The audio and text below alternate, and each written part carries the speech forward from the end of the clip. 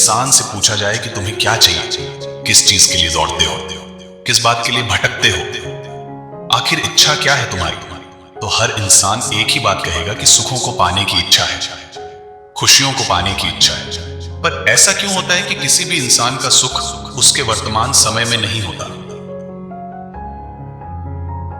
किसी भी इंसान की खुशी उसके वर्तमान समय में नहीं होती। हर इंसान सुख की कल्पना अपने भविष्य से जोड़ देता है, पर कभी वो समय आता ही नहीं जब उससे लगे कि अब मैं पूरी तरह से सुखी हूं। एक असंतोष मन में बना ही हुआ है। जो भी हमें मिला है, जो भी हमने पाया है, हम उससे सेटिस्फाइड नहीं है, संतुष्ट नहीं है। हमेशा कुछ और पाने की चाहत बनी ही रहती है।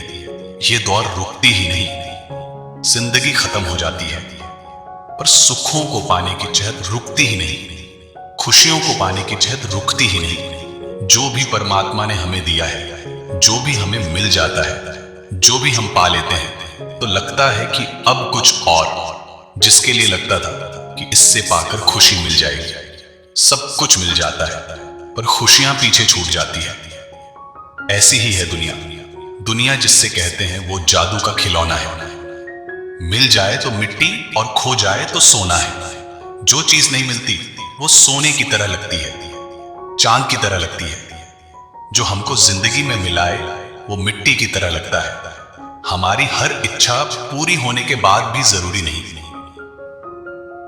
नहीं कि हमें खुशियां मिल जाए, सेटिस्फेक्शन मिल जाए। एक राजा था, धर्मात्मा राजा था। एक दिन उसने सोचा कि आज नगर घूम के आता हूं और किसी एक इंसान को पूरी तरह संतुष्ट कर दूंगा, खुश कर दूंगा, सेटिस्फाइड कर दूंगा। वो निकला नगर में घूमने के लिए। उसे एक बहुत दरिद्र व्यक्ति मिला जो खाने के लिए भी तरस रहा था। राजा ने उसे एक सोने का सिक्का दिया। जब उस गरीब आदमी को वो सोने का सिक्का मिला तो उस सिक्के को पाके वो तो जैसे खुशी से नाचने लगा, और नाचने नाचने वो सिक्का उसके हाथ से छूट के नाली में गिर गया।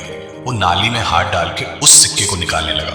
राजा ने जब ये देखा कि उसके हाथ से वो सिक्का नाली में गिर गया है, तो राजा ने कहा कि इसको तो मैं आज संतुष्ट करके ही रहूंगा, खुश करके ही रहूंगा। आज मेरा ये निश्चय है। तो राजा ने उसे एक और सोने का सिक्का दिया। उसने वो सिक्का ले लिया, पर राजा ने फिर देखा कि वो नाली में हाथ डाल के बैठा है पहले वाला सिक्का निकालने के लिए। राजा को लगा कि शायद सोने का एक सिक्का इसके लिए कम है, तो फिर राजा ने उसे एक और सोने का सिक्का दिया। वो गरीब अब बहुत प्रसन्न हो गया कि आज तो राजा मेहरबान है मुझे।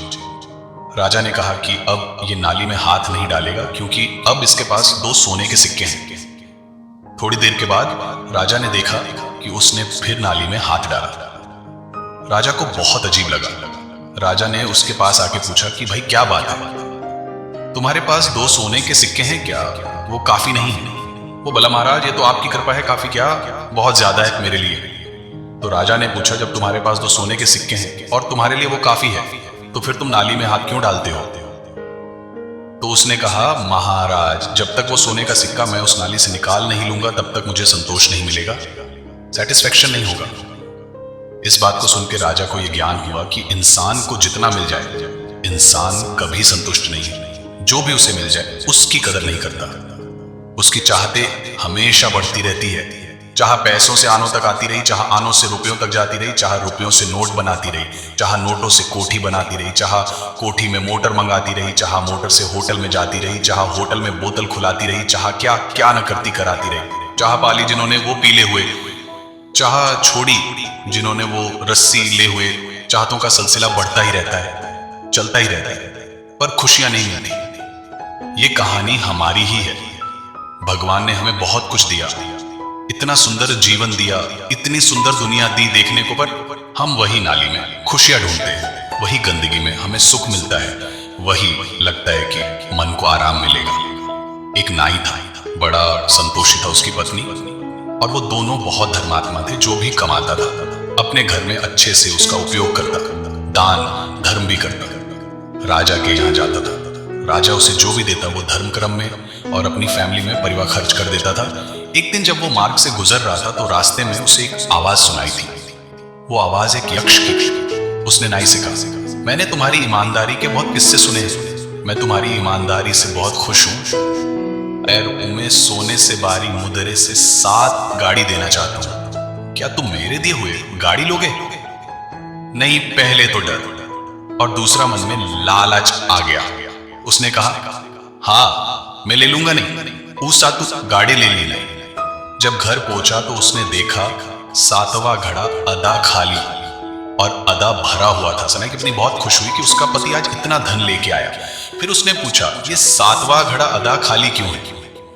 नाई ने अपनी पत्नी से कहा कि कोई बात नहीं है, हम हर महीने बचत करेंगे और इस घड़े में डाल देंगे और जल्दी ही ये घर बार जाएगा और हमारा गड़बड़ापा बहुत दंगा से कटेगा। अभी 7वें गाड़ी को बारने चक्कर में नहीं, कुछ दान पुण्य करे नहीं, अच्छे से खाए पिए। उसकी पत्नी द्वीप परेशान रहने लगी, गर्मी तकलीफें बारने लगी, दोनों बहुत चिंता में रहने लगे। राजा ने देखा कि ये नाई बहुत परेशान रहता है, शायद इसे धन की कुछ जरूरत है। राजा ने भी उसे धन दिया, पर उसने वो धन भी घड़े में डाल दिया, पर उसने वो धन भी गाड़ी में डाल दिया। राजा ने देखा कि ये अभी भी संतुष्ट नहीं है, अभी भी चिंता में रहता है। राजा ने पूछा, क्या बात है भाई, तुम खुश क्यों नहीं रहते थे? पहले इतना आनंद में रहते थे, एक मस्ती थी तुम्हारी जिंदगी में, क्या हो गया है? अब फिर राजा ने पूछा, कहीं तुम्हें उस यक्ष ने वो 7 घड़े तो नहीं दे दिया? ये तो जिससे हैरान रह गया। सुन के उसने कहा, हाँ महाराज, मेरे को उस यक्ष ने 7 घड़े दिए, पर 7वां जो घड़ा है वो भरता ही नहीं है।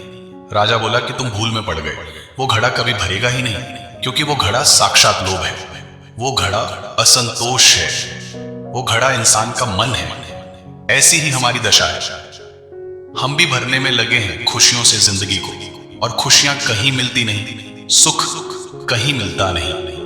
जिसे जिसे हमारी उम्र बढ़ती है और असंतोष जीवन में आ जाता है, और उस असंतोष के चलते, सुखों के लिए भटकाओं के चलते, जो कुछ भी हमारे पास है जिंदगी में सब कुछ गमा बैठते हैं। एक व्यक्ति के पास एक शंख था, उस शंख से जो भी मांगो वो उसे मिलता था। एक दिन उस व्यक्ति के पास एक अतिथि रहने को आया, एक अजान अतिथि। उसके पास भी एक शंख था, पर वो धपोल शंख था। उससे एक मांगो तो 1000 लाख करोड़ देने की बात कहता, लेकिन कुछ देता नहीं था। आतिथ्य कुछ उसके गार आया, उसने कहा कि मुझे भोजन चाहिए। उस व्यक्ति ने शंख से भोजन के लिए बोला, भोजन तुरंत प्रस्तुत हो गया, तो भी मांगता गया शंख के द्वारा तुरंत प्रस्तुत हो जाता। उस व्यक्ति ने कहा कि भाई, आपका शंख तो बहुत अच्छा है, पर मेरा शंख आपके शंख से भी ज्यादा अच्छा है।